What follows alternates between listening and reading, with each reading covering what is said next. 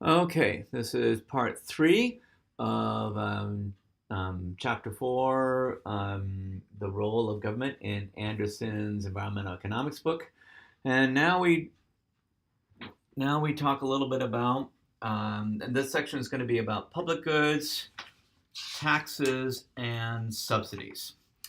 Okay, so provision of public goods. The government itself can provide public goods such as national defense, national parks, street lights, and police and fire protection.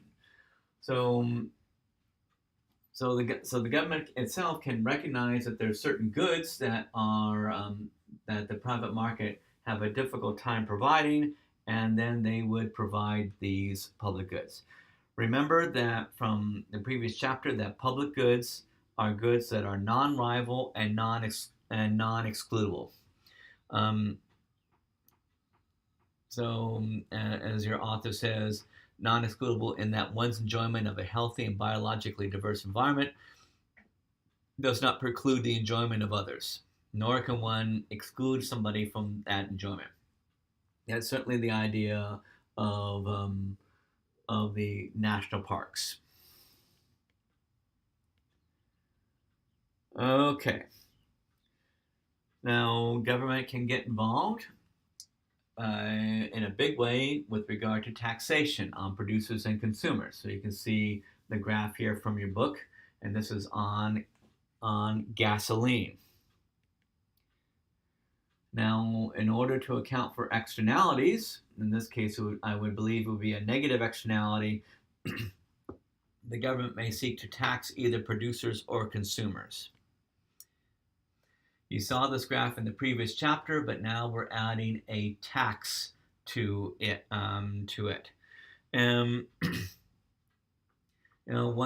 thing that can be done if it's a tax on consumers, and if on producers, if there's too much production of gasoline, and one knows what the social cost is, one can tax up to that social cost, in this case of $1. And what that would do is it would shift the marginal cost curve to the left, so that the marginal cost curve private would be equal to the marginal cost social. And MEC there, I believe, is going to be the tax, and that would be a Pigouvian tax, like was mentioned in the previous chapter. Now you could also apply that tax down on consumers. In this case, consumers would then reduce their consumption of gasoline and shift the marginal benefit curve to the left. Same result, you would get less gasoline being consumed, because consumers would be paying a higher price. Now, typically, gasoline taxes are imposed upon producers who then shift it over to consumers via at the gas station.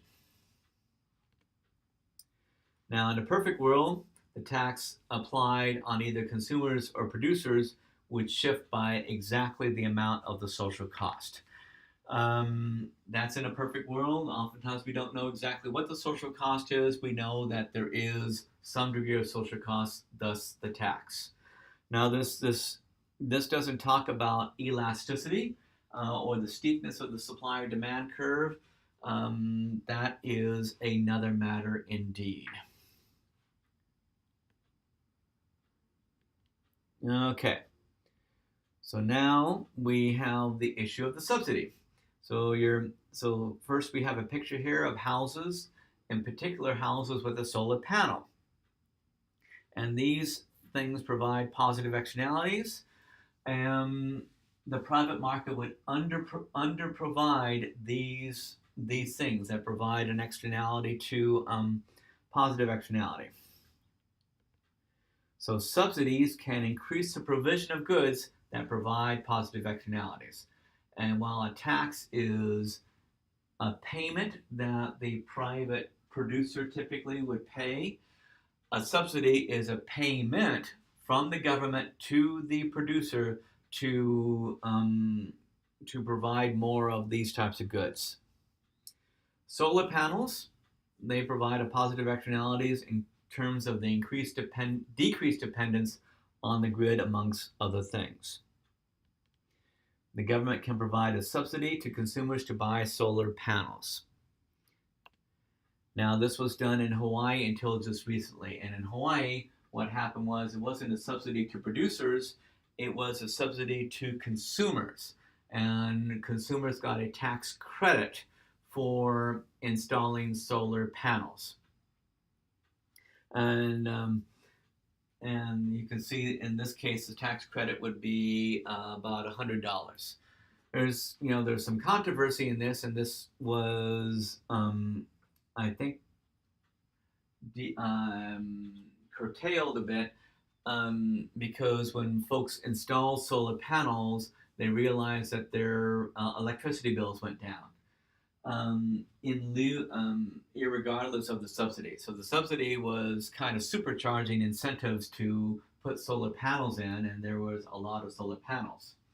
Another big issue is if you put more solar panels, you decrease the reliance on the grid, and the fewer people who are on the grid are having to pay a higher price because the cost is spread out over a smaller group of people. So there are pros and cons to this issue of solar panels. Okay, this is going to end the third section of this chapter.